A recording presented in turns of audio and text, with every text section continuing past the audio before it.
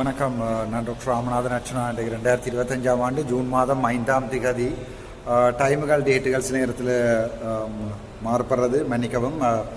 இன்றைய தினம் பாராளுமன்றத்தில் முக்கியமான 2 விடயங்கள் கதைக்கப்பட்டிருக்கிறது. முதலாவது விடயம் என்னென்றால், எங்களுடைய 170 தொழிலாளர்கள் சம்பந்தமான விடயம். அதில் எனக்கு மாறி மாறி கோல் பண்ணி கொண்டிருக்கிறீர்கள். அது தொடர்பாக தெளிவான விளக்கம் ஒன்றை தர வேண்டிய தேவையும் இருக்கிறது. அந்த 170 வேலைக்கு அமர்த்தப்பட்ட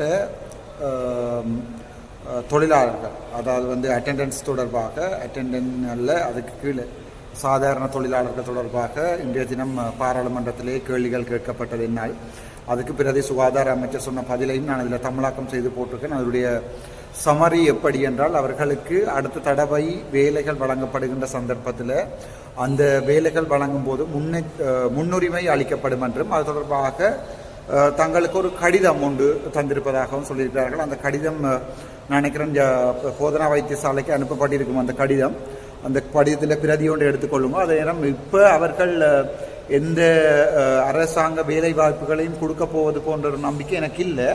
அப்படி கொடுக்க போகின்ற சந்தர்ப்பத்தில் நாங்கள் அது தொடர்பாக கதைச்சு அதுக்குரிய வர்த்தமானி வெளியிடப்படும் போது அது தொடர்பாக உங்களுக்குரிய முன்னுரிமை தொடர்பாக நீங்கள் என்னோட கதைக்கலாம். ஆகவே இப்போது அந்த லிஸ்ட்டில் பேரை போடுங்கோன்னு கேட்பது பிரயோசனம் இல்லை. ஏனென்றால் அந்த லிஸ்ட்டை யாருமே கணக்கெடுக்க போவதில்லை. அது அவர்கள் வேகன்சி கோல் ஐயா கத்தாகமா அது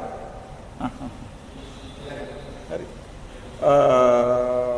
அந்த லிஸ்ட்டிலே அவர்கள் முன்னுரிமைப்படுத்தப்படுகின்ற போது நீங்கள் என்ன நேரடியாக தொடர்புகொள்ளலாம். உங்களுடைய பெயர்கள் உள்ளடக்கப்படவில்லை என்றால் நான் உங்களை சுகாதார அமைச்சுக்கு நேரடியாக கூட்டிச் சென்று, அது யார், எனக்கு இந்த அரசியல் இல்லை, எனக்கு இதால் எந்த லாபமும் இல்லை, எந்தெந்த யார் பாதிக்கப்பட்டிருக்கிறீர்களோ அவர்கள் தயவு செய்து என்னோட தொடர்பு கொள்ளுமோ. அந்த லிஸ்ட்டை, அதாவது வேலை கொடுக்கப்படுகின்ற நேரங்களில் இதில் எனக்கு தெரிஞ்ச ஆக்களுக்கு வேலை கொடுக்குறது, வேறு ஒரு ஆக்களுக்கு தெரிஞ்ச ஆக்களுக்கு வேலை கொடுக்குறது அப்படின்னு நடக்க போகிறதில்லை. அது என்னென்றால், யார் யார் அந்த லிஸ்ட்டில் உள்ளடக்கப்படுவீர்கள் என்றால், எப்போதாவது ஒரு சந்தர்ப்பத்தில் தொண்டர் ஊழியர்களாக நீங்கள் வேலை செய்திருந்தால், அதுக்குரிய ஆதாரங்கள் ஏதாவது இருந்தால் நீங்கள் எனக்கு சொல்லலாம். அதை நான் கட்டாயம் அதுக்குரிய நடவடிக்கை எடுத்து நான் உங்களுக்கு அதை சென்ட் பண்ணுகிறேன்.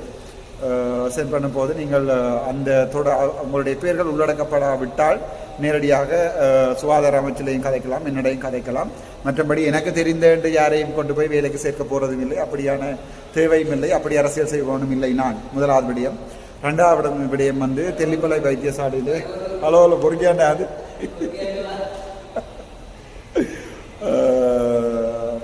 இரண்டாவது விடயம், தெல்லிப்பளை ஆதார வைத்தியசாலை தொடர்பான முறைப்பாடு ஒன்று வழங்கப்பட்டிருக்கிறது. அதற்குரிய லஞ்ச ஊழல் ஆணைக்குழுவில் அதுக்குரிய வழக்குகள் 2 பதியப்பட்டிருக்கிறது. அதுக்குரிய விசாரணைகள் ஆரம்பிக்கப்படும் நினைக்கிறேன். நேற்றைய தினம் ஆரம்பிக்கப்பட்டிருக்கிறது.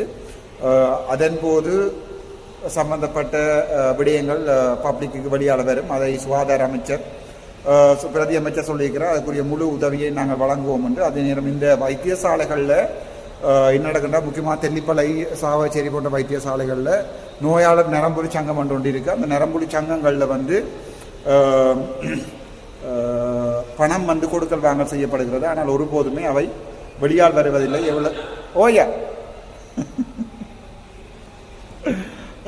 ஒருபோதுமே அவை வெளியால் வருவதில்லை. அது தொடர்பாக நாங்கள் உங்களுக்கு அறிய தருகிறோம். தெல்லிப்பளை